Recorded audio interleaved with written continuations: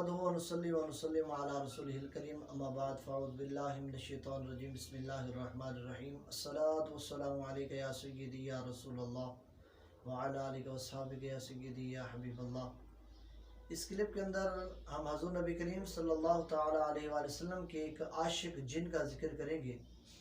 حضرت علی کرم اللہ تعالی وجہہ الکریم فرماتے ہیں کہ میں اور آقا کریم صلی اللہ تعالی علیہ وآلہ وسلم مدینہ منورہ کے اندر ایک پہاڑی پر موجود تھے، تو سرکار علیہ السلام کی بارگاہ میں ایک شخص حاضر ہوا۔ جب وہ آ رہا تھا تو حضور نبی کریم صلی اللہ تعالی علیہ وآلہ وسلم نے ارشاد فرمایا کہ یہ شخص مجھے آدم علیہ السلام میں سے نہیں لگتا۔ تو جب وہ شخص سرکار علیہ السلام کے قریب آ گیا تو سرکار علیہ السلام کی بارگاہ میں اس نے سلام عرض کی۔ آقا کریم صلی اللہ تعالی علیہ وآلہ وسلم نے اس کا تعارف پوچھا تو اس نے کہا کہ حضور نبی کریم صلی اللہ تعالی علیہ وسلم کی بارگاہ میں اس نے عرض کی، آقا میں ایک جن ہوں۔ تو سرکار علیہ السلام نے پوچھا کہ تمہاری عمر کتنی ہے؟ تو اس نے عرض کیا کہ کریم صلی اللہ تعالی علیہ وسلم جس وقت حضرت آدم علیہ السلام کو سجدہ کیا جا رہا تھا میں اس وقت بھی موجود تھا۔ جس وقت شیطان نے سجدہ کرنے سے انکار کیا میں اس وقت بھی موجود تھا۔ جب حضرت آدم علیہ السلام کے بیٹے قابیل نے حابیل کو قتل کیا میں اس وقت بھی موجود تھا۔ ہر نبی علیہ السلام کی مجلس میں میں بیٹھتا رہا، ہر نبی علیہ السلام کی میں نے صحبت اختیار کی، ہر نبی نے مجھ پر اپنے دین کی دعوت پیش کی، لیکن میرے دل میں تمنا یہ تھی کہ میں آقا کریم صلی اللہ تعالی علیہ وآلہ وسلم کا کلمہ پڑھ کے سرکار علیہ السلام کی امت میں شامل ہو جاؤں، اور اللہ کی ذات نے مجھے وہ موقع عنایت فرمایا کہ میں تمام انبیاء کرام علیہ السلام کی صحبت بھی حاصل کی اور آج آپ کی بارگاہ میں کلمہ پڑھنے کے لیے میں آیا ہوں۔ تو سرکار علیہ السلام نے کلمہ پڑھا کے اس جن کو مسلمان کیا۔ تو اس نے عرض کی آقا کریم صلی اللہ تعالی علیہ وآلہ وسلم کی بارگاہ میں، آقا میرے لیے دعا فرمائیں کہ اللہ تبارک و تعالی میرے گناہوں کو معاف فرما دے۔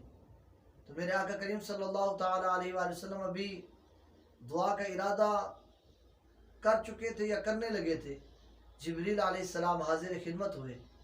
عرض کی آقا اللہ تبارک و تعالی نے فرمایا ہے کہ اللہ کی ذات نے آپ کے اس غلام کے تمام گناہوں کو معاف فرما دیا ہے، اس کی توبہ قبول کر لی ہے۔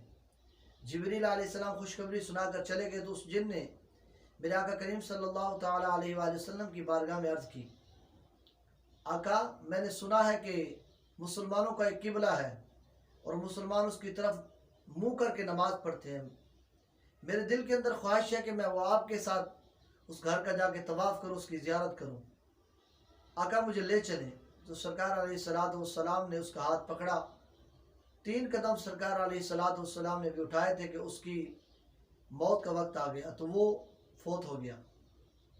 حضرت علی کرم اللہ تعالی وجہ الکریم فرماتے ہیں کہ جب ہم مدینے کی پہاڑی سے نیچے اترے سرکار علیہ السلام نے اس کا جنازہ پڑھایا۔ یہ واحد جن تھا کہ جس کا جنازہ میرے آقا کریم صلی اللہ تعالی علیہ وآلہ وسلم کی ذات مبارکہ نے پڑھایا۔ حضرت علی کرم اللہ تعالی وجہ الکریم فرماتے ہیں کہ جب ہم مدینہ منورہ میں واپس لوٹے، چند دن گزرنے کے بعد ایک حسین و جمیل عورت میرے آقا کریم صلی اللہ تعالی علیہ وآلہ وسلم کی بارگاہ میں حاضر ہوئی۔ سرکار علیہ السلام نے پوچھا کہ کیسے آنا ہوا؟ عرض کیا کہ کریم صلی اللہ تعالی علیہ وسلم آپ کی قدم بوسی کے لیے حاضر ہوئی ہوں۔ تو سرکار علیہ السلام نے پوچھا کہ تم کون ہو، کہاں سے آئی ہو؟ عرض کرنے لگی آقا جو چند دن پہلے ایک بزرگ ضعیف العمر آپ کی بارگاہ میں جن آئے تھے، میں ان کی پوتی ہوں، وہ میرا دادا تھا۔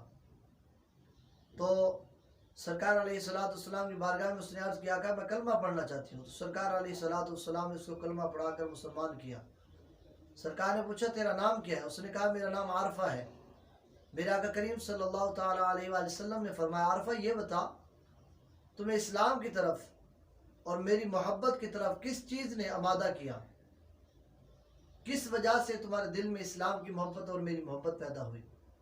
عرض کرنے لگی آقا ایک دن میں ہندوستان کی شہر کی طرف میں گئی سیر کے لیے، تو وہاں پہ میں نے ایک گلاب کے پھولوں کا پودا دیکھا، تو میں نے دیکھا کہ گلاب کی پھول کی ہر پتی پر آپ صلی اللہ تعالی علیہ وآلہ وسلم کا نام مبارک ہے۔ اور خوشبو بھی بہت پیاری ہے۔ اور پھر میں نے یہ دیکھا کہ جب ہوا چلتی ہے، ہوا کے جھونکے آتے ہیں تو ہر پتی میں سے آواز آتی ہے صلی اللہ علیہ محمد۔